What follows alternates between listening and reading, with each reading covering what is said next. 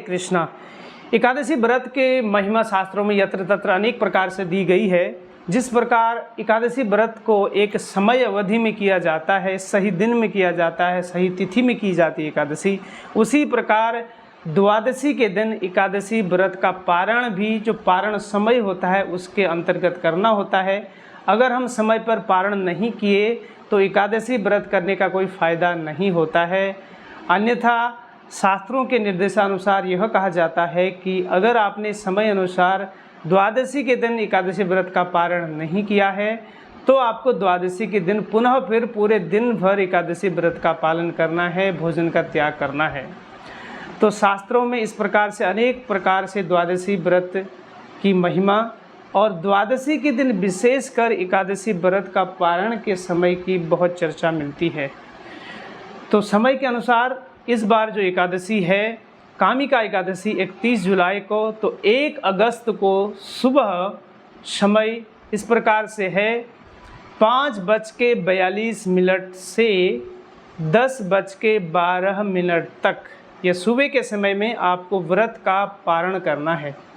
तो पारण किस प्रकार से करना है, उसकी विधि क्या है? विधि इस प्रकार से है कि द्वादशी के दिन जैसे कि आप एकादशी के दिन सुबह मॉर्निंग में उठे थे, आपने भगवान की आरती की थी, मंगल आरती और तुलसी आरती की थी, फिर भगवान के नाम का जप किया था। इसी प्रकार हमको द्वादशी को भी इसी प्रकार भगवान की सेवा चालू रखनी है। परंतु जो व्रत के पारण का समय है उस समय पर हमको भगवान को चढ़ाया हुआ अन्न भोग प्रसाद के रूप में ग्रहण करके इस द्वादशी के दिन एकादशी व्रत का पारण करना चाहिए। और हो सके तो किसी वैष्णव भक्त को अपने घर में प्रसाद के लिए इनवाइट करना चाहिए।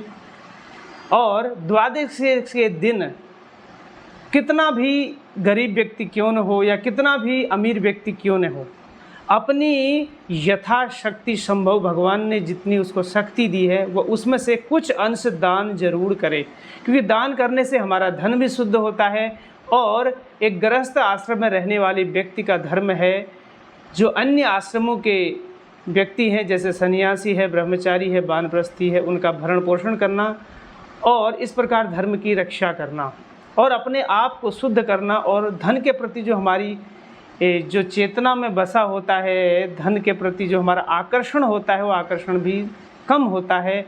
कुल मिला के सारे बातों की एक बात है कि हमारा धन शुद्ध होता है और हमारा धन भगवान की सेवा में लगता है, जो कि सेवा हमारे जीवन का परम लक्ष्य है।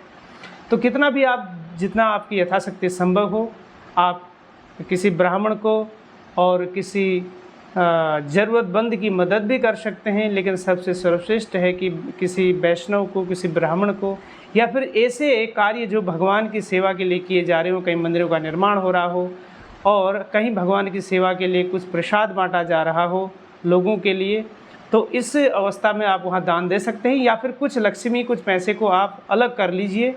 अब सुबह के टाइम में मंदिर नहीं जा पा रहे हैं, जब भी आप मंदिर जाएंगे इस लक्ष्मी को जो द्वादशी के दिन आपने पारण के समय में एक संकल्प लिया था, लक्ष्मी को आपने अलग कर लिया है, उसको जब मंदिर जाएं तो वहाँ भी दे सकते हैं। उसे आजकल ऑनलाइन दान देने की सुविधा भी है, आप वहाँ पर भी दान कर सकते हैं।